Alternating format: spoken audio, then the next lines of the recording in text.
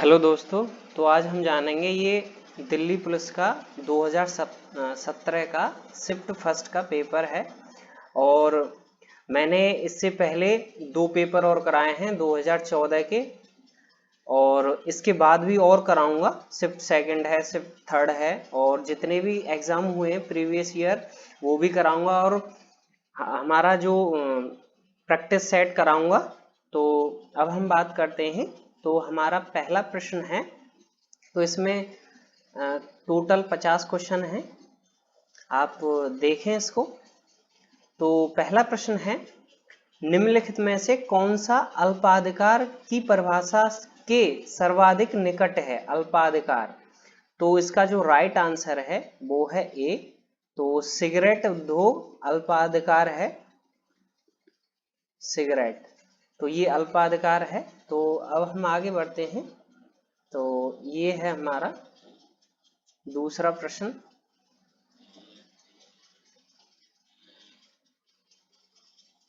तो दूसरा प्रश्न ये है, पूर्ण प्रतियोगिता की आवश्यक शर्तों में से एक है। तो जो पूर्ण प्रतियोगिता की आवश्यक शर्तों में एक है, जो इसका राइट आंसर है वो है डी। किसी एक समय में एक जैसे सामानों के लिए समान मूल्य, मतलब सेम प्राइस होना।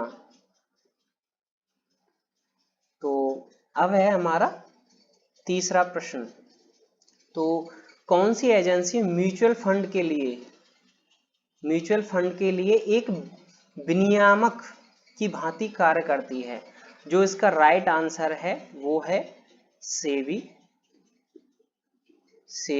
और जो सेबी की फुल फॉर्म है वो है securities exchange board of India. Exchange board of India. तो एक ये भी प्रश्न बन जाता है कि सेबी की फुल फॉर्म क्या है? तो securities exchange board of India. जो इसका राइट आंसर है वो है सी। अब है हमारा चौथा प्रश्न। तो इंपीरियल बैंक ऑफ इंडिया की स्थापना किस वर्ष की गई थी? तो इसका जो राइट आंसर है वो है 1921 में इंपीरियल बैंक ऑफ इंडिया की स्थापना की गई थी। और मतलब 27 जनवरी 1921 में की गई थी इसकी स्थापना। और इसके साथ 3 बैंक मर्ज की गई थी। तो एक बैंक ऑफ बंगाल था, और बैंक ऑफ बॉम्बे था, और बैंक ऑफ मद्रास था। तो ये 3 बैंक मर्ज की गई थी इसके साथ। और इसका जो रीनेम था, मतलब पहले ये इंपीरियल बैंक ऑफ इंडिया थी, imperial bank of India IBI थी, और इसका रीनेम्ड मतलब नाम बदल दिया गया। तो इसका नाम 30 अप्रैल 1955 को नाम बदल दिया गया, और SBI रख दिया गया, स्टेट बैंक ऑफ इंडिया। तो एक ये भी हमारा प्रश्न बन जाता है, SBI पहले मतलब SBI का नाम क्या था? तो ये भी एक इम्पोर्टेंट प्रश्न बन जाता है। तो इसका जो नाम था 30 अप्रैल 1955 को SBI मतलब कर दिया गया। अब है हमारा पांचवा प्रश्न। तो निम्नलिखित में से कौन सा व्यवस्थापिका का कार्य नहीं है? व्यवस्थापिका का कार्य बजट बनाना नहीं है, तो ये बजट नहीं बनाता है व्यवस्थापिका। इसका राइट आंसर है बी। अब हम आगे बढ़ते हैं। तो ये है हमारा छठा प्रश्न। सामाजिक समझौता सिद्धांत के प्रणेता कौन है? जो सामाजिक समझौता होता है तो उसके प्रणेता कौन है? तो हॉब्स हैं, लॉक हैं, रूसो हैं। तो इसका जो राइट आंसर है वो है डी। सभी विकल्प सही हैं। तो ये तीनों हैं सामाजिक समझौता के सिद्धांत के प्रणेता। अब है हमारा सातवां प्रश्न। किस संवैधानिक संशोधन द्वारा दिल्ली में विधानसभा की स्थापना की गई थी? दिल्ली में विधानसभा की कौन से संविधान संशोधन के द्वारा? तो इसका जो राइट आंसर है वो है बी। 69वां संविधान संशोधन के द्वारा दिल्ली में विधानसभा की स्थापना की गई थी, तो इसका राइट आंसर बी है। अब हम आगे बढ़ते हैं। ये है हमारा 8वां प्रश्न। अनुच्छेद 368 वर्णित करता है, जो 368 अनुच्छेद है वो क्या वर्णित करता है?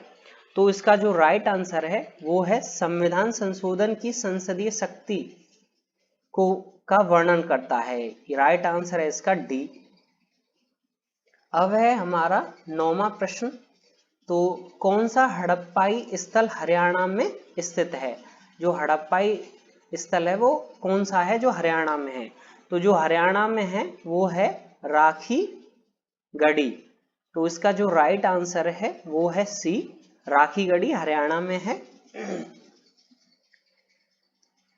दिल्ली के हौज खास क्षेत्र में चोर मीनार, ये 4 मीनार नहीं है, और जो किसके द्वारा बनवाई गई थी?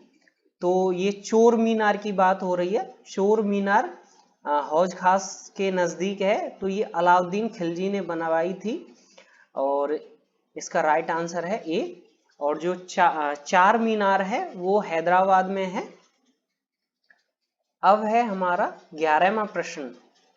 तो 11वां प्रश्न, सर्वप्रथम किस भारतीय राष्ट्रीय आंदोलन के दौरान वंदे मातरम लोगों का लोकप्रिय गीत बना? वंदे मातरम लोगों का लोकप्रिय गीत बना, तो ये इसका राइट आंसर है वो है स्वदेशी आंदोलन के दौरान। स्वदेशी आंदोलन के दौरान, तो राइट आंसर हमारा है डी। अब हम आगे बढ़ते हैं। तो ये है हमारा 12वां प्रश्न। निम्नलिखित में से कौन सा एक स्थान दिल्ली सल्तनत की अल्पकालीन राजधानी थी? तो अल्पकालीन राजधानी देवगिरी थी। जो दिल्ली की अल्पकालीन राजधानी थी देवगिरी, तो राइट आंसर है हमारा ए। अब है हमारा 2.5 दिन का झोंपड़ा किस राज्य में स्थित है? तो इसका जो राइट आंसर है वो है डी। 2.5 दिन का झोंपड़ा राजस्थान में है। डी है इसका राइट आंसर, राजस्थान। हैग हेफनर को 91 वर्ष की अवस्था में सितंबर 2017 में निधन हो गया। ये किसके संस्थापक थे? तो जो इसका राइट आंसर है वो है प्लेबॉय पत्रिका के संस्थापक थे। संस्थापक, इसका राइट आंसर सी है। अब है हमारा 15वां प्रश्न। तो 15वां प्रश्न है, योसंग त्योहार किस राज्य में मनाया जाता है? जो योसंग त्योहार है वो मणिपुर में मनाया जाता है। इसका राइट आंसर ए है। तो आप ये ध्यान रखना, योसंग त्योहार।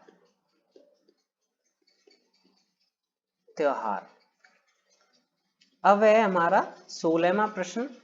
कश्मीर की पूर्वी सीमा है, कश्मीर की पूर्वी सीमा जो है वो है लद्दाख क्षेत्र। तो इसका जो राइट आंसर है वो है डी, लद्दाख क्षेत्र है, लद्दाख क्षेत्र। अब है हमारा 17वां प्रश्न। जलपाईगुड़ी किस नदी के किनारे स्थित है? तो जो इसका जो राइट आंसर है वो है तीस्ता, तीस्ता नदी के किनारे स्थित है ये। अब है हमारा 18वां प्रश्न। कौन सा भौतिक लक्षण सिंधु और गंगा नदी की घाटियों के बीच जल विभाजक की भांति कार्य करता है? जो सिंधु और गंगा नदी है वो जल विभाजक की घाटी के रूप में कार्य करता है, वो कौन सा है? तो इसका जो राइट आंसर है वो है ए, अरावली, अरावली रिज है। अब हम आगे बढ़ते हैं। ये है हमारा 19वां प्रश्न। तो भारत का एकमात्र सक्रिय ज्वालामुखी है जो बैरन आइसलैंड कहाँ स्थित है? ज्वालामुखी कहाँ, जो बैरन आइसलैंड है वो कहाँ स्थित है? तो जो इसका राइट आंसर है वो है अंडमान एंड निकोबार, अंडमान द्वीप समूह में। अंडमान निकोबार नहीं है, अंडमान द्वीप समूह में। इसका राइट आंसर ये है।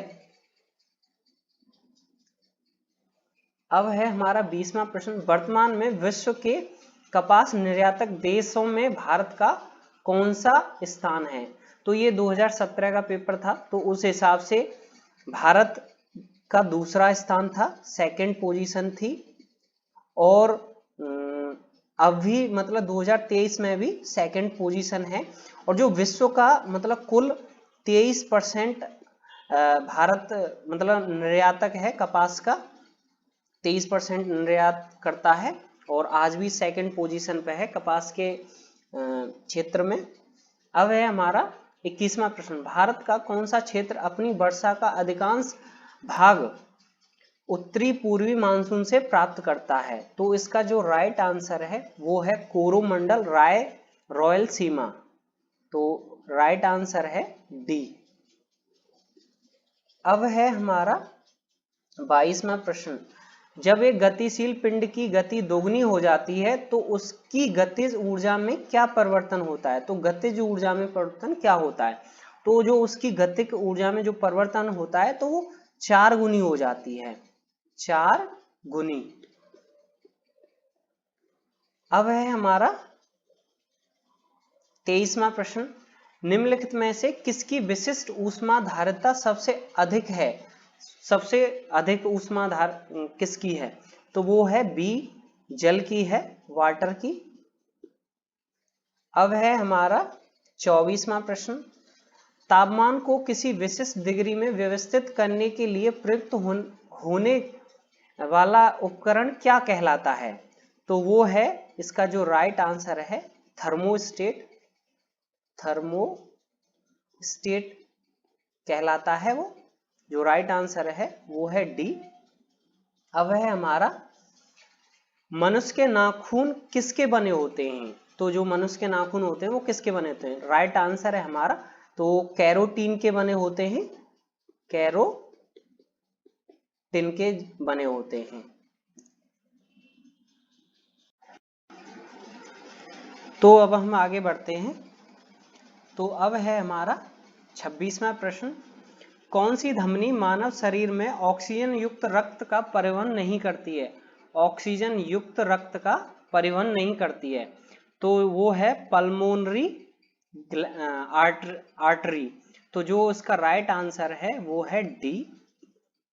अब हम आगे बढ़ते हैं। तो ये है हमारा 27वां प्रश्न। हरे पालक में प्रचुर मात्रा में होता है, हरे जो पालक में प्रचुर मात्रा में विटामिन ए भी रहता है, विटामिन बी भी रहता है, विटामिन सी भी रहता है। तो इसका जो राइट आंसर है वो है डी, सभी। तो हरे पालक में विटामिन ए भी रहता है, बी भी रहता है और सी भी रहता है, और हरे पालक में। अब है हमारा 28वां प्रश्न। कौन से हाइड्रोकार्बन एलपीजी के मुख्य पादप हैं? तो जो राइट आंसर है वो है बी, प्रोपेन एंड ब्यूटेन। ये मुख्य पादप हैं एलपीजी के। अब है हमारा 29वां प्रश्न। निम्नलिखित में से कौन गैलेना नाम से जाना जाता है? गैलेना।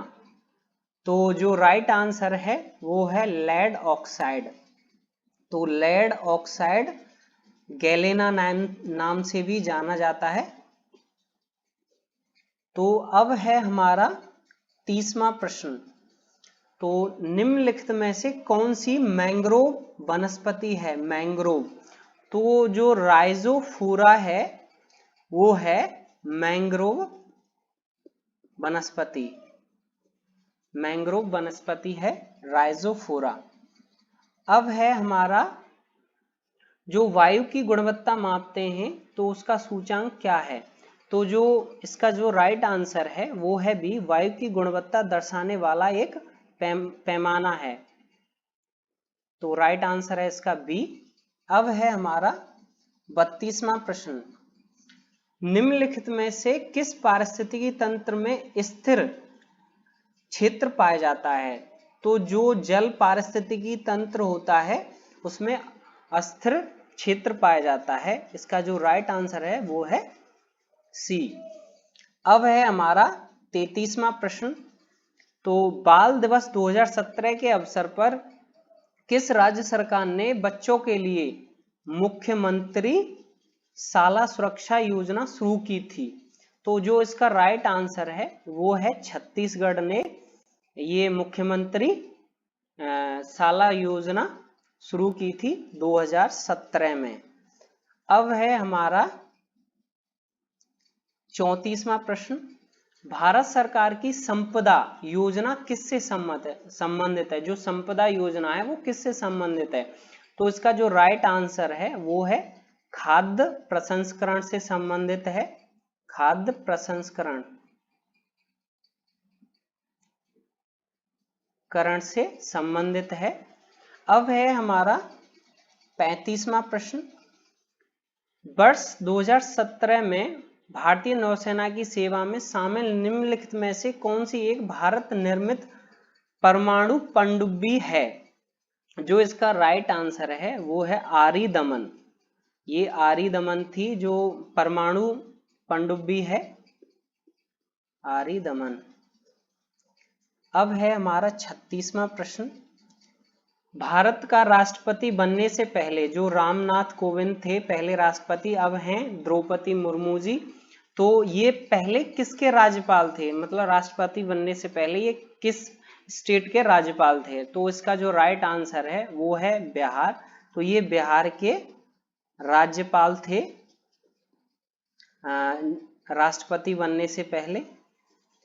अब है हमारा 37वां प्रश्न, तो डिजी लॉकर के बारे में क्या सत्य नहीं है? तो यहां पूछा है सत्य नहीं है। तो इसका जो राइट आंसर है वो है ए, दस्तावेज के प्रति इलेक्ट्रॉनिक रूप में व्यक्ति के निजी कंप्यूटर या मोबाइल फोन पर भंडारित होती है। तो ये मोबाइल फोन पर भंडारित नहीं रहती है, जो निजी व्यक्ति की जो जानकारी है वो इसमें नहीं रहती है। तो ये तीनों सही हैं बाकी के, तो ये गलत है। तो राइट आंसर इसका ए है।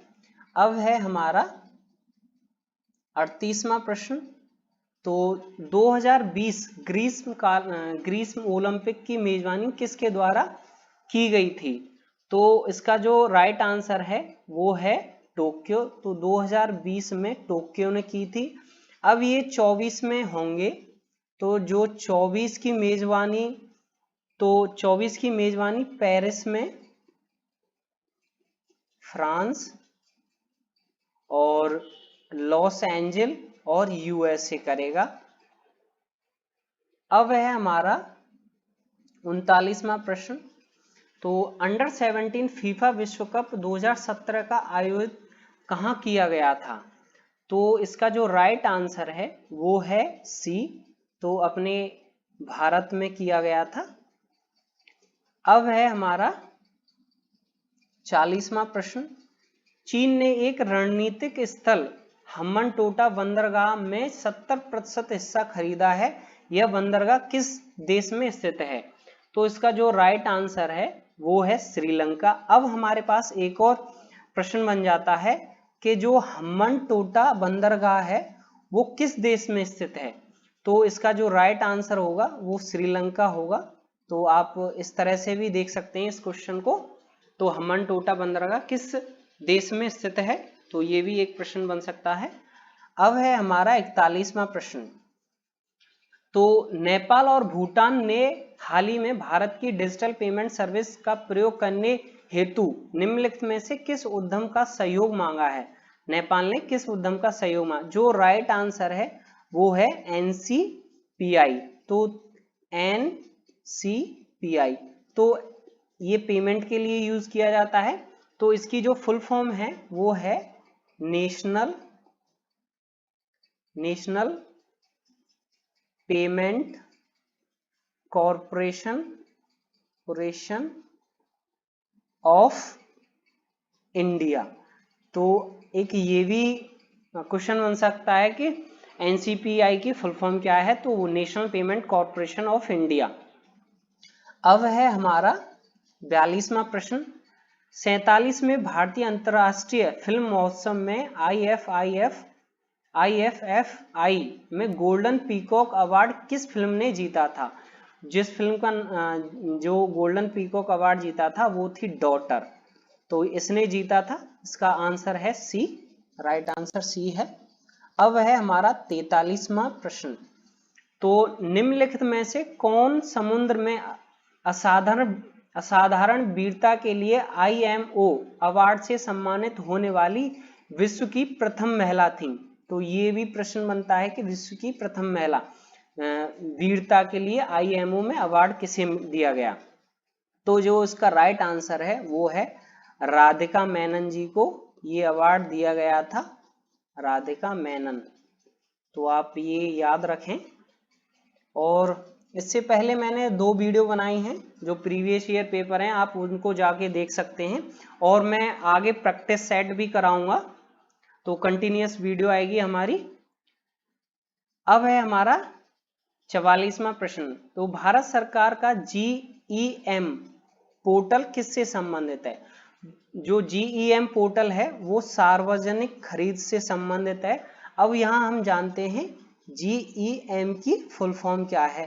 तो जो GEM की फुल फॉर्म है गवर्नमेंट मार्केट प्लेस। तो GEM की फुल फॉर्म है गवर्नमेंट मार्केट प्लेस। अब है हमारा 45वां प्रश्न।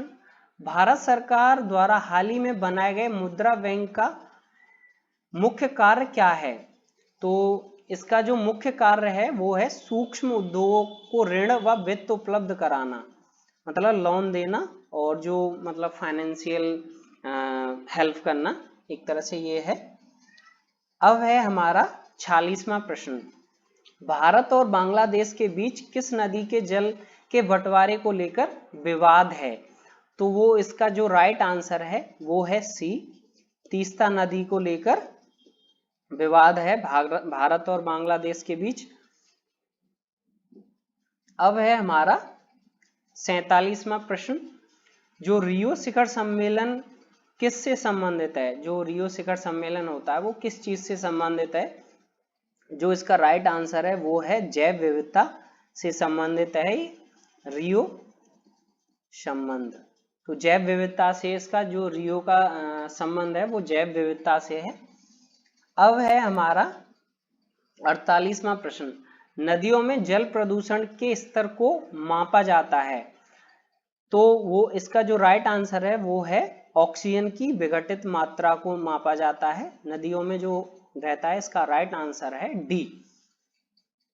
अब है हमारा 49वां प्रश्न। निम्नलिखित में से कौन सा शहर खुले में शौच मुक्त होने वाला भारत का पहला शहर बना?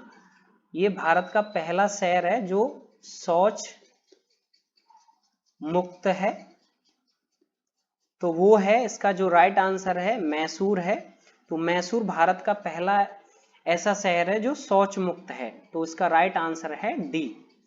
अब है हमारा 50वां प्रश्न, ये लास्ट प्रश्न है और मैं इसके साथ साथ कंप्यूटर के भी क्वेश्चन कराऊंगा, उसकी भी वीडियो आएगी हमारी, तो आप देखते रहें। निम्नलिखित में से कौन सा राज्य टाइगर कॉरिडोर में एक नहर का पर्यावरण के अनुकूल पुल का विकास करेगा? तो जो इसका जो राइट आंसर है वो है तेलंगाना। ये एक अनुकूल पुल का विकास करेगा, पर्यावरण के अनुकूल एक टाइगर कॉरिडोर नहर के वहां ये इसका विकास करेगा। तो थैंक यू। अगर आपको वीडियो अच्छा लगा हो तो लाइक करें, शेयर करें और सब्सक्राइब करें।